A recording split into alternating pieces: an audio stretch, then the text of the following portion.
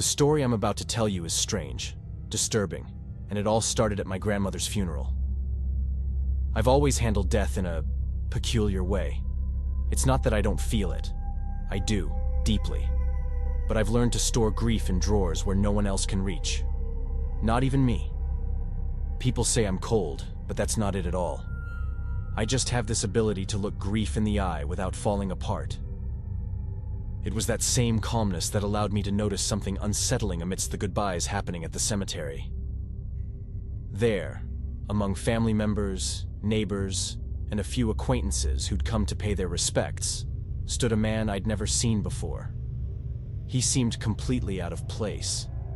In contrast to the tears and quiet murmurs, he was huddled in a corner, with a stern, almost threatening expression.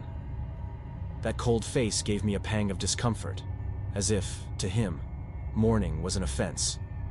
His presence was unsettling. I shook off the feeling, convincing myself he was probably just someone with a forgotten story involving my grandmother. Maybe someone misunderstood, like I often feel myself, so I left him alone, focusing on my own farewell. But by the end of the funeral, when almost everyone had left and only a few close family members remained, he was still there. This time, standing farther back, half hidden, like he was afraid of being recognized. It was strange, so curiosity overtook me, and I approached him. As soon as he noticed my presence, he turned his back and left the cemetery with a swift, purposeful stride. Maybe a more sensible person would have let it go right then and there, but not me. I'm curious, almost obsessively. I questioned everyone still there, but no one knew who he was. Not even the priest could tell me. He'd noticed him too, but he had never seen him before either. 2 days later, I got a call from my mom, her voice trembling with fear. My grandmother's grave had been completely vandalized. Someone had left fresh flowers on the grave, but everything around was destroyed.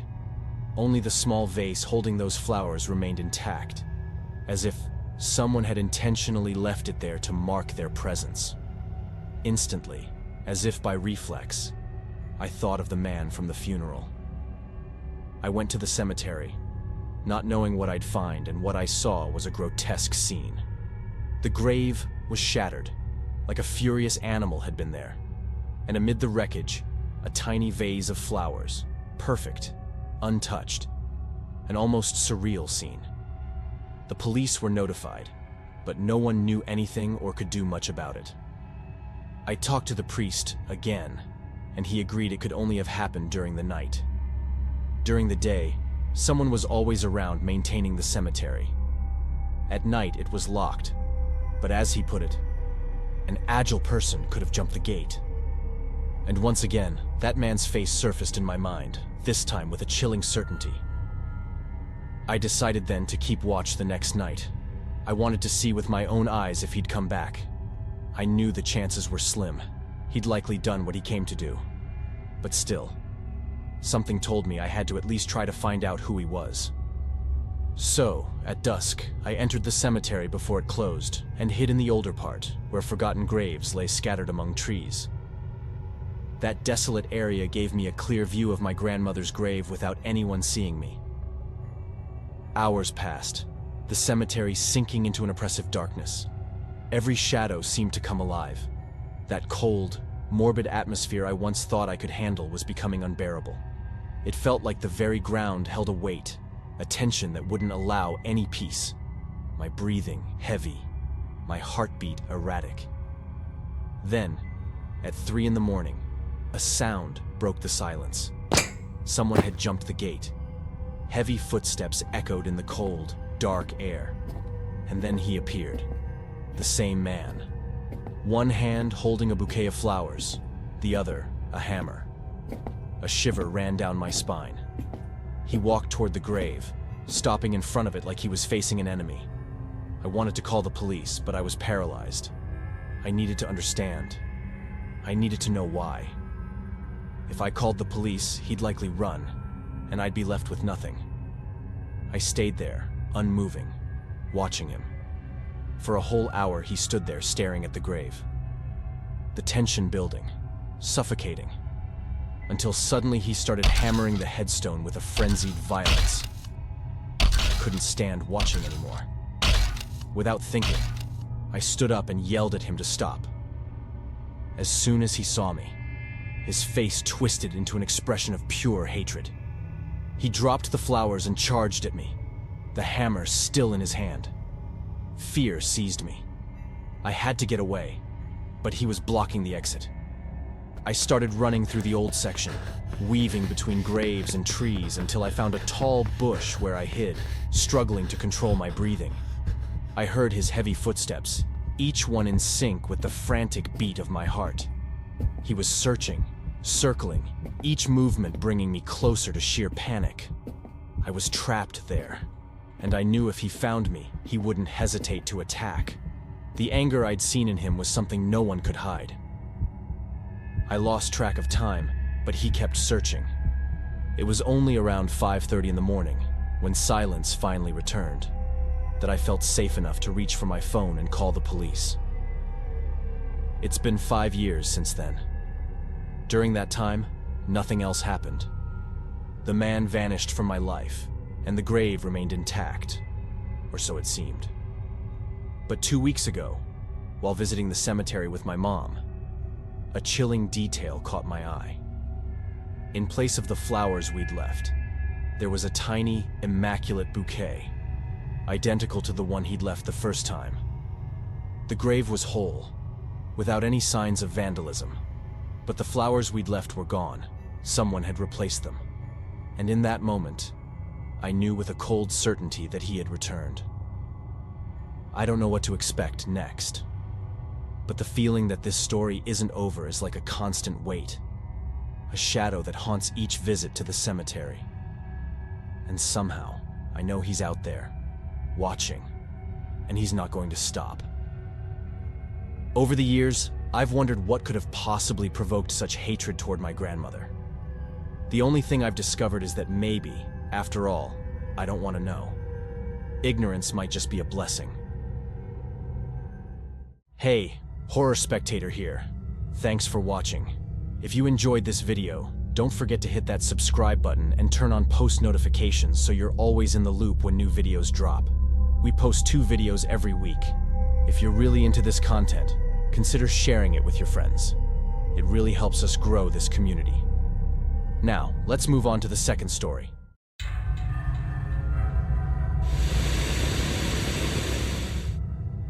Everything happened back when I was still a priest, but life took a major turn, and for reasons that no longer matter, I ended up resigning. It was early November, and the cold was already biting. The nights were dark and rainy, and on this particular one, the storm showed no signs of letting up. I'd always appreciated solitude, maybe because I'd grown used to it, living in an annex next to the church and cemetery, which were set a bit outside of town. I found a unique peace there. Occasionally, people would visit the cemetery late at night, probably daring teens looking for a thrill. But nothing could compare to what I experienced that night. I was getting ready for bed, going through my usual ritual of looking out at the cemetery from my bedroom window. I'm not sure why, but that moment in the dim light always gave me a certain sense of calm. But that night, I could barely make out the gravestones. The downpour blurred every detail of the landscape. Then, in the distance, an unusual light caught my eye. A car sped down the muddy road and came to a sudden screeching stop by the iron gates of the cemetery. I saw 4 tall men get out. They moved with an intimidating presence. One of them kicked the gate, which swung open violently, as if it were made of paper. I was too far away to hear anything over the storm, but I saw it all with unsettling clarity. A sharp pang of alarm hit me. Something was terribly wrong. I stood frozen in the darkness of my room, trying to convince myself that maybe they were just troublemakers. But then they stopped by the first row of graves, and even from that distance, I felt as if they were looking straight at me. A chill ran down my spine. I can't explain how, but I just knew these men weren't there by chance. Without wasting any more time, I turned off the lights and melted into the shadows. There was no way I could wait and defend the church. I needed to hide. I raced down the stairs as fast as I could and made my way to the crypt where the church stored old relics. But I wasn't after the relics. I needed to reach a specific cabinet that concealed a hidden trapdoor, built centuries ago as a refuge for persecuted priests. If I could get inside, I might stand a chance.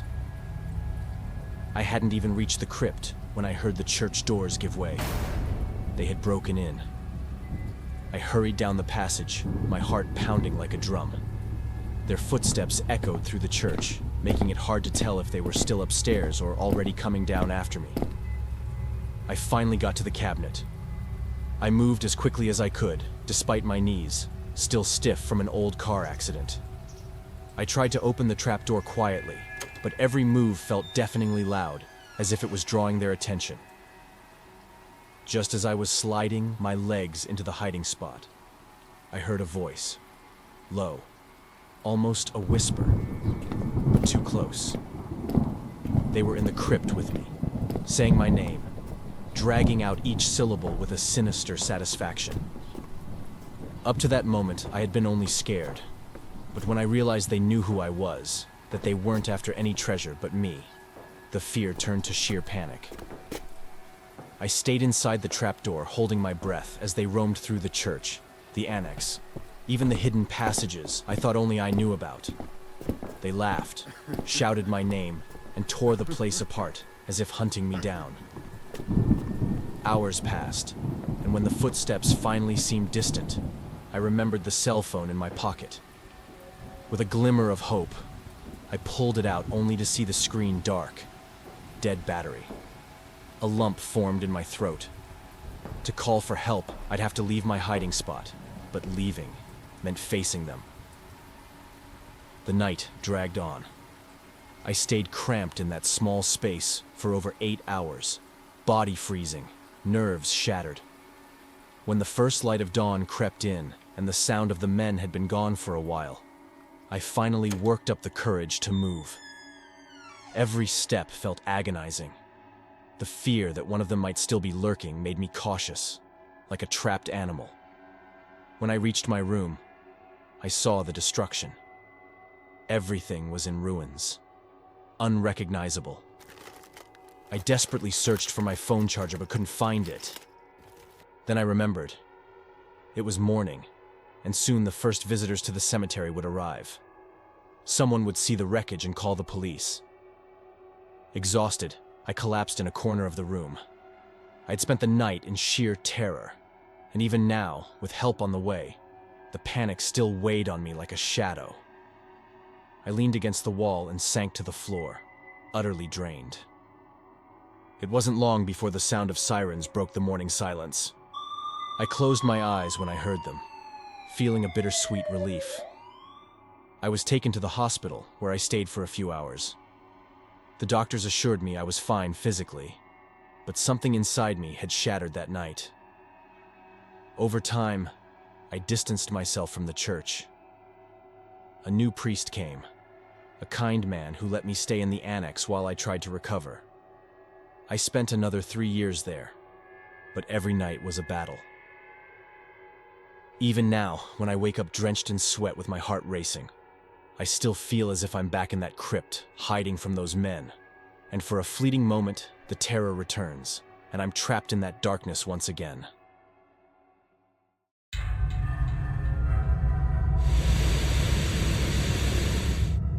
My name is Sam, and this all went down a couple of Octobers ago. It was late, maybe around 2 a.m., and cold enough that you could see your breath hanging in the air. I live in a pretty beat-up old town, the kind with cobbled streets and cracked sidewalks, surrounded by houses that look like they've been standing since the 1800s. It's the type of place that always feels like it's hiding something. I was with my friend Derek, and like idiots, we were bored and restless.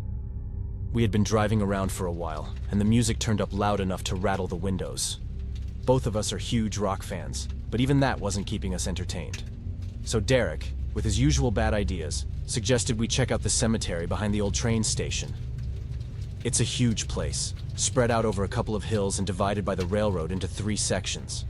Just like the town is split into 3 parts, 2 newer ones and 1 older. The cemetery follows the same pattern.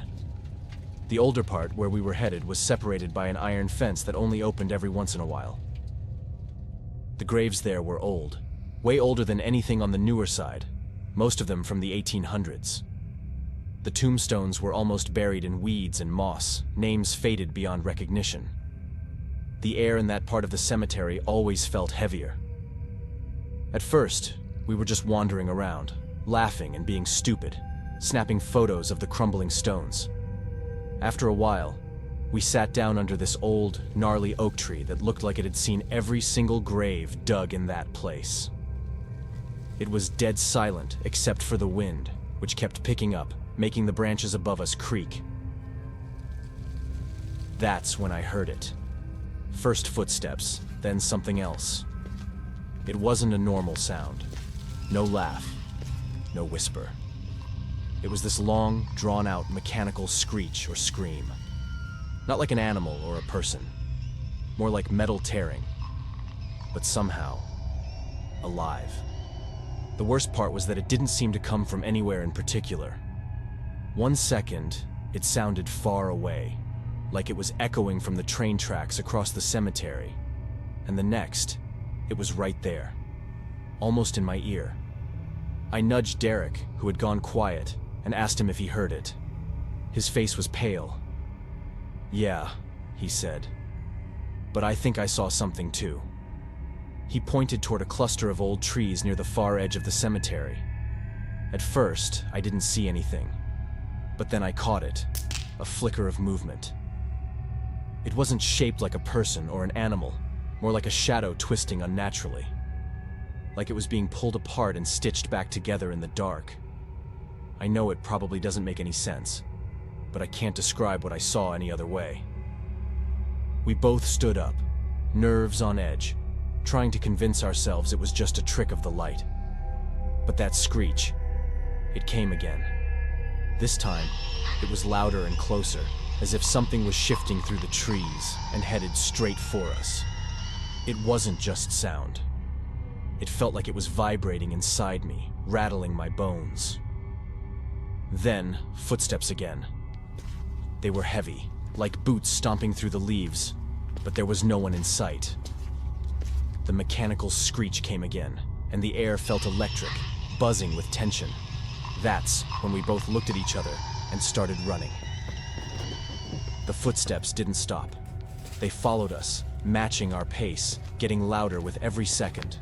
The screeching, that horrible metallic wail, was right behind us, like it was closing in. By the time we reached my car, I was shaking so bad I could barely press the key to open it. I threw myself in and slammed the door shut, and Derek did the same. We didn't say a word as we drove, not until we reached Derek's house. The streetlights were dim, and the only other car there was an old, beat-up pickup. We got out, needing a second to catch our breath and shake off the adrenaline. That's when I noticed something that made my stomach drop. A doll was sitting perfectly in the back seat of my car, buckled in, with a seatbelt. For a moment, we suspected each other, like maybe it was just a prank one of us pulled on the other. But we were both genuinely terrified. It was impossible to fake that kind of fear. We panicked, and the only thing that came to mind was to burn the doll. I have no idea if that was the right decision. I don't know what we heard that night, and I don't know what was following us. Nothing else happened after that, and maybe it was all just someone messing with us. But sometimes, when the wind picks up and I'm alone late at night, I swear I can still hear that mechanical scream echoing in the distance, creeping closer.